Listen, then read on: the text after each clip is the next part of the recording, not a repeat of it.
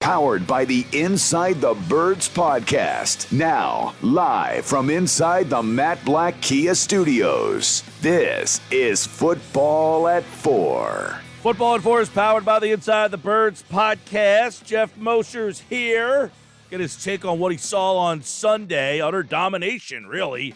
Plus, what's next for this Eagles franchise? How'd they get here is really what we've been looking at. How'd this team get back to a Super Bowl? What was kind of the defining moment to go from a 4-win team to back where they are, and how can they sustain this thing will be something we all look after the big game is over. Moshe is back from Inside the Birds podcast and InsideTheBirds.com. What's going on, brother? How are you? I'm great, Mike. How are you today? Feeling super? I'm doing well, man. It's, the Eagles are back in the Super Bowl. I mean, this is unbelievable. 2 Philadelphia teams in the finals of their sport within 3 months of each other. I mean, pitchers and catchers starts 4 days after the Eagles are out of the Super Bowl. I know, and the Sixers have me sucked into maybe thinking they might be in the finals again, but we'll see. Yeah, we'll see. We just had Hudrick on, and, he's telling everybody, yeah, this might be the team that can finally get out of the second round. They're deep enough. They're good enough. We'll see. Let me give your thoughts, though. A lot of people look at that game. Purdy goes out and really said, look, that really changed the complexion of the game, which, to some extent it does. I thought from the get-go I had Philadelphia winning that game handily. I never really was concerned in that game entering or any point. So I might be biased in my thought. I had 34-17 Philadelphia. I think Purdy going out changed their offense, but I just don't think they were going to score more than 17 points. He's just so limited. And I thought the Eagles' defensive line showed they were going to pressure him all day long. And my opinion was it was going to be a long day at the office for that kid, even if he lasted. But it certainly changed the whole thing because they couldn't throw the ball. But there are other reasons why Philadelphia won that game. What did you see in that game post-Purdy and how Philadelphia was able to kind of impose their will? Yeah, Mike. I mean, listen, I think you're right in that. I also had the Eagles winning the game. Going in, I thought it would be closer than what you had it at, and I do think it would have been closer had they not. It's one thing to lose your starting quarterback, then you lose your backup, then you have to put your injured backup in, and he can't throw a pass. I mean, I think we all have to be fair and realistic about not just how much that affected their offense, Mike, but impacted their defense. I mean, your defense is great, but when you're out on the field 70% of the time, you're going to get tired and you're going to wear down. And that's where part B comes into your question. The Eagles, if you look at their average per run, it's not great. I think they were under 4, but anytime you can run for 145 yards and rush for 4 touchdowns against a defense as good as the 49ers defense is, that's saying something. That's power in the trenches. And then to your point, of course, there was a defensive line suffocation there as well that I think sort of comes part and parcel with how bad the offense the 49ers were after the Purdy injury. But to me, I find some fascination in the ability to rush for 145 yards when you don't average more than 4 yards per carry. We can talk about how Washington did that to the Eagles earlier in the year in their win, and that they didn't really run the ball explosively, but they pounded away. And eventually the Eagles, you saw in the second half, that game got away from them, and that's what I think the Eagles did really well. The double teams on the inside, Landon Dickerson, Jason Kelsey, Lane Johnson, the neutralization of Nick Bosa. This game was won in the trenches, and this is why the Eagles will probably win the Super Bowl, or at least are favored to win the Super Bowl, same as the last time, because they're better than anybody else in the trenches. I agree with a lot of that. And look, that was the reason why I thought Philadelphia would be able to win handily, is that when we break down games, San Francisco's got the number 1 rush defense. They're not getting that ranking by facing Philadelphia. And that's different. Like, you can stop Atlanta and you can stop Seattle and you can stop the Cardinals, but you're not playing against that offensive line. That offensive line changes everything because you can get pressure on another team's quarterback. You can't get that same pressure when you play Philadelphia. So I really just thought the offensive line, and I think it's hard for people to come to terms with the fact that Philadelphia is just that talented. They are just that good on the offensive line, and that's why it's like, well, That's why I was like, I don't think San Francisco's run defense has seen an offensive line like this. And the defensive line, same thing. Many teams, you don't face the same type of pressure that Philadelphia can get from up and down the line. And if you don't have Philadelphia's line, how do you block that? And I just felt San Francisco was going to have a tough time blocking, and that would force Purdy into mistakes. He made one in the first drive of the game. He fumbled. He got knocked out of the game. I just felt like that was going to – and then the other quarterback got knocked out. So what's to say Purdy wasn't going to go through the same havoc all game long? I totally agree. And I listen, I don't think the Eagles were overrated. I know that some, whether it's a bitter Giant fan or a bitter 49er fan or some of the national media want to say this or that. I don't think the Eagles are overrated at all. I think this is their most talented 53. Jeff, I just don't understand seen. How anybody who watches football and knows football could watch that team and think, man, this team's not very good. They dominate up front in every single game. They've got A.J. Brown, who's an absolute beast. I mean, Dallas Goedert is probably a top 3 tight end in the league. I mean, what would make people watch that team and say, I don't really believe in this team? I think because they don't – first of all, I think until you actually win it, you don't get that respect, right? Until you're a known champion like a Patrick Mahomes or a Tom Brady, you just don't get that respect. And I feel like if you go back to the Seattle Seahawks when they won the Super Bowl over Denver – the Peyton Manning Broncos, the Seahawks were winning in a way that was not consistent at the time with the NFL. They were winning with a defense and a run game. And I think Denver was the favorite in that Super Bowl. If not, they were definitely a media darling in that Super Bowl when it was pretty clear the more you watch the Seattle Seahawks, the more you realized it doesn't matter how many offensive weapons you got, they were going to win. They were going to kill you and suffocate you on defense. And that's what they did to the Broncos from the opening tip. And then after that, they were, all right, this is a great team. They got all the respect and accolades. And we still talk about the Legion of the Boom to this day. So I feel like that's the case with this Eagles. They don't win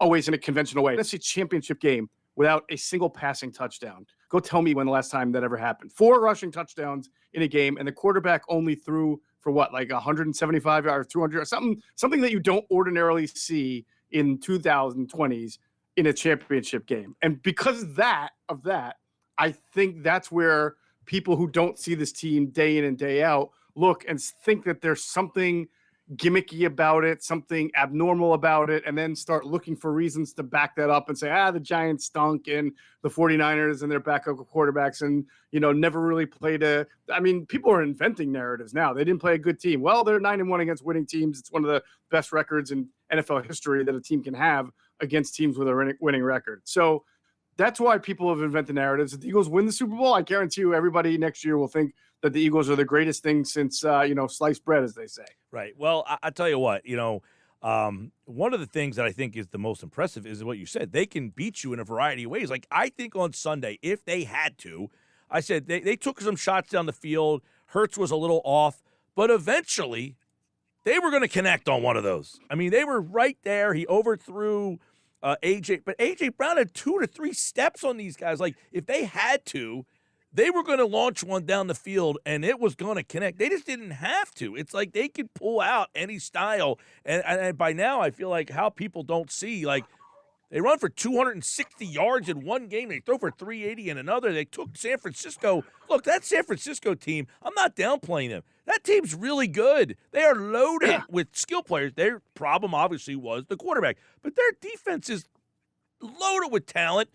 And the Eagles pushed them all over the place. Like, I think San Francisco played as hard as they could to keep them in that game for a half. But eventually, the offensive line was just whipping them up front. Well, yeah. I mean, I'm not going to go as far as you. I think the final score is a little obscuring. I mean, it's certainly the Eagles were like 3 of 15 on third down. They averaged their average per play was far below what it normally is through the year. The 49ers did a really good job on defense, given that they were on the field for 55 of 60 minutes. It sure felt like that, right? I mean, they had nothing going there. So but I actually credit the Eagles for that. I mean, what I'm saying is when the Eagles didn't have their most explosive stuff, they were 4 of 5 or 4 of 6 in the red zone. I think that was really key. They were so that's a situational area of the game that really came in big for them. And then when they needed some big plays, they got them, as you mentioned. And then, of course, the 49ers had 3 terrible penalties that they shouldn't have committed on one drive. And so that you credit the Eagles. The 49ers wore down. They made mistakes. They did stupid things. But this was not, in my opinion, this was not some kind of offensive onslaught. This was more of a grinded out. I said offensively, I thought they played their C game offensively. I thought they left a lot of points on the board. Orlovsky tweeted something yesterday. 12 first down runs, 4 rushing touchdowns, 6 runs of 10 or more yards, 93 yards gained before contact. That's the best rush defense in the league statistically. And the Eagles said, we're going to run, and there's nothing you can do. Now, again, the yards per carry don't look great, but some of that is they took a lot of kneel downs. Or, look, they scored a touchdown on like an 8-yard run. Sanders could have ran for 80 yards. Like, nobody was close to him. Like the 2 touchdown runs, even the Boston Scott one, like 3 of the touchdown runs, there was nobody near these guys. They just absolutely, and you said it too. I brought this up last week, and I said this. They won the game against the Giants because the interior of the line pummeled the Giants. The interior of the line, it's not sexy to talk about center and guard play, but that's where the Eagles are just so different from every other team in the league. Their 3 guys in the interior are way better than everybody else's 3.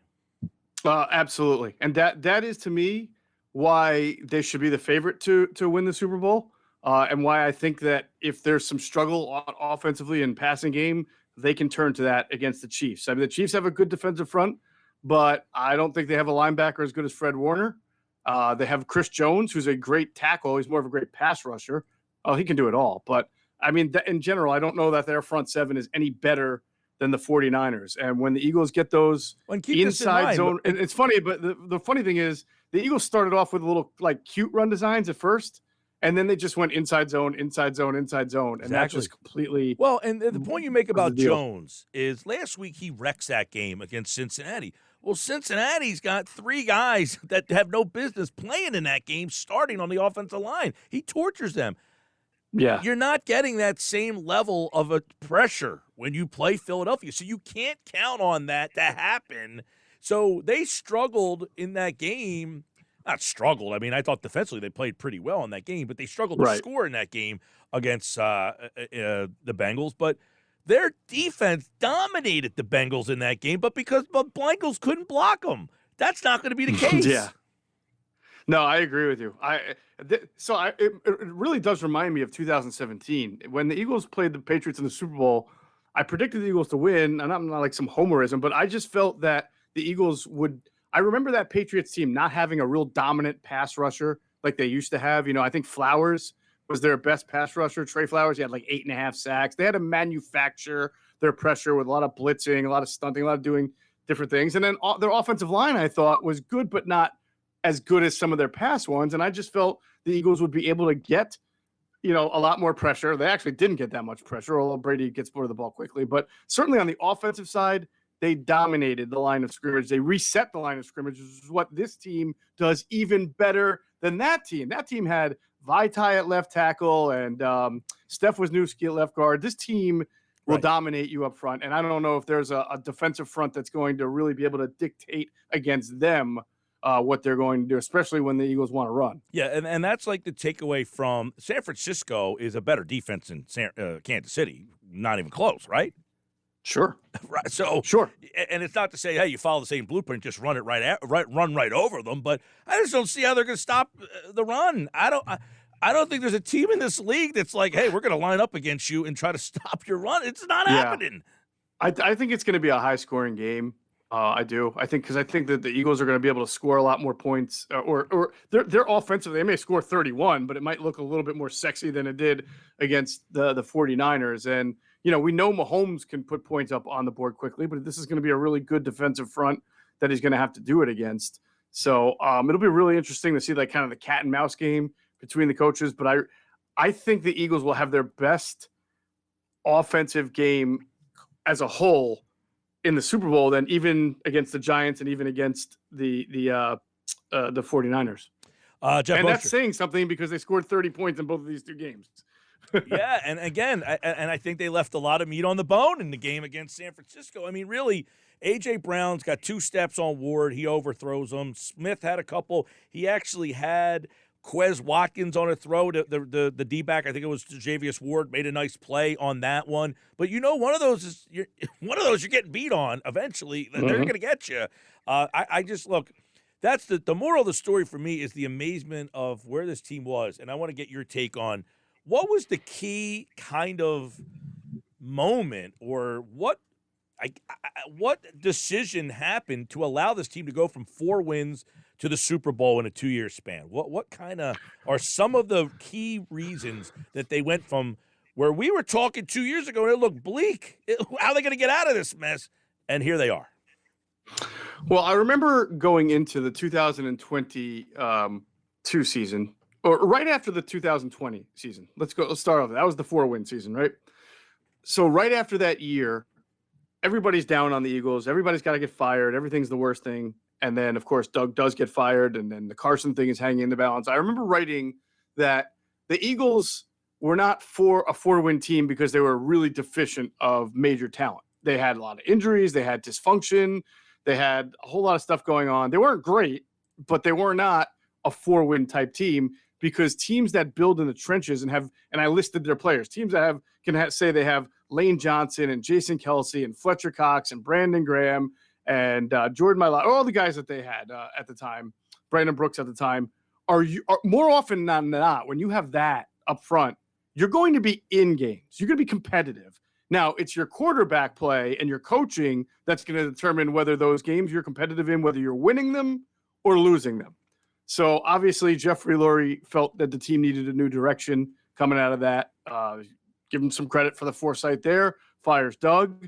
Obviously, Carson they wanted back, but Carson did not want to come back. So, once it was determined that Carson was not going to come back, they move on with Jalen Hurts. And, of course, you have to give both Jalen, the coaching staff that they hired, everybody involved credit, but more Jalen. Give Jalen all the credit in the world because he took the bull by the horns. He knew what he had needed to improve on last year. Of course, Howie Roseman gets a lot of credit for giving him a lot of talent, but you've seen a step in his play from last year to this year that is almost unquantifiable. And even Jason Avant and Quentin Michael were saying on the Q&A pod that dropped on our platform today that it was a way faster acceleration to this level than even they imagined. So that's former NFL players saying it because, a lot of times us guys in the media like to get crushed because we say we didn't see it either or how dare us not see it. But a lot of nobody, maybe outside of Jalen Hurts and the people who know him closest could have thought he was going to make a jump this big. So that to me, the number one thing is the trenches. The number two thing is just how impressive that Jalen Hurts' development has been. And then, of course, if you go to number 3, you talk about all the deals that Howie made this offseason, whether it's taking advantage of a contract dispute like A.J. Brown or James Bradbury or a guy who's a good player but doesn't fit a scheme like Kazir White with the Chargers. He's fit in well here. All of that goes into how they've gotten to be where they are right now. Chauncey Gardner-Johnson, too. I mean, people forget – These guys were available for other teams. I mean, any team could have picked up the phone and said, hey, the Saints have a contract problem here. They're not going to sign this guy. And say, hey, what do you want? What, they give up a 4th-round pick for Chauncey Gardner-Johnson? I think it was a 4 and a 6, yeah. There you go. Now, the follow-up to this, and we don't want to get too deep in the woods, but the conversation on Hurts, I was on with McMullen in the summer, and he said to me, if Hurts plays like he did last year, just average, you got to pay the guy $20 million, like middle of the road. They get $20 million. That's the going rate. He's up to around, 45 to $50 million at this point? Like, how do the Eagles handle this situation? Because they can't let him come back and play for $1.5 million. No, he would never play for $1.5 million, and they won't let him play. They'll give him an extension. It'll be the right thing to do. I still think it was the right thing to do when they gave it to Carson Wentz. You have to take the chance on getting the guy now at the rate that's going now before the market resets and you're paying twice as much, or in Jalen Hurts' case, before he gets to free agency next year. So the benefit, and the Seahawks did this really well many years ago, to having a second round or someone drafted not in the first round be your starting quarterback is that he still has 1 year left on such a low deal that you can sign him to a new contract that technically the extension won't begin until 2024, but you put a lot of that new money into the 2023 salary. So if he's only on the books next year for 1.8 and you literally put $25 million of the new money into next year, well, now he's on the books for 26.8, which is still really cheap for a starting quarterback. But for bookkeeping purposes, you've now taken a good chunk of the new money you're going to give a guy and put it into a year in which he has a very low base salary. And that'll help them as 2024, 2025, 2026 come along, because his cap number won't be like 50 to 60 million because they'll have put some of that new money into next year's. It's all bookkeeping purposes, but it helps you keep a quarterback's cap number low while still paying him what the market rate is. Right. Yeah. And, that's an area where you have Roseman, and he's good at maximizing all of that kind of stuff. And, you would imagine that happens. But they also have 20 other free agents, and many of them are not easy decisions that they're going to have to make. So this will be look, Roseman has done all sorts of things. He's been hated. He's been loved. He's been fired. He's been back. He's been here. He's been there. This might be his most difficult offseason that he's ever had. Well, from a personnel standpoint, sure, but I think he's had some more difficult off seasons with what's gone on in the front office and the coaching staff of the Eagles before. This will be a layup for him, but especially if they win the Super Bowl, I think people will sort of calm down, even if they don't win 12 or 13 games next year. Maybe they'll maybe I'm wrong, but maybe they'll look back and say, you got to understand that this is a process. And look, if Jalen Hurts is really good like this, then you shouldn't be that bad anyway, even if you lose players. Geoff Mosher, Inside the Birds. What is stuff looking like for you guys this week and next week at the Super Bowl? Mike, we are around the clock planning right now. So Adam and I will be out there. Andrew DeCecco will also be out there next week. Adam and I will be out there Wednesday, Thursday, Friday with Andrew. We'll be doing shows from Radio Row, live streams throughout the day. So it'll all be on the Inside the Birds YouTube channel. We'll have all that information about who's going to be coming on. We're going to be grabbing guys. We've got interviews set up already. It's going to be a great week of interviews leading up to the Super Bowl on Inside the Birds. And then we have to come back. Adam and I will be back and doing our pregame show next Sunday at Rivers. So we've got a lot of work ahead of us. All right. A lot of planning. Yes, indeed. So more football at 4 all this week. We'll get more conversation on the matchup as well as where this team is rolling into the Super Bowl. That's all coming up with Moshe tomorrow. We want to take a look at more at how this team was built, which is unbelievable when we take a look at it. But Eagles 31-7 over San Francisco heading to the Super Bowl. Geoff Mosher, Inside the Birds podcast. Check out the latest pod on all podcasting platforms and, of course, right here on Football at 4. All right, Moshe, thanks, buddy. Take care. He'll be back tomorrow here on the Sports Bash Live 97.3 ESPN.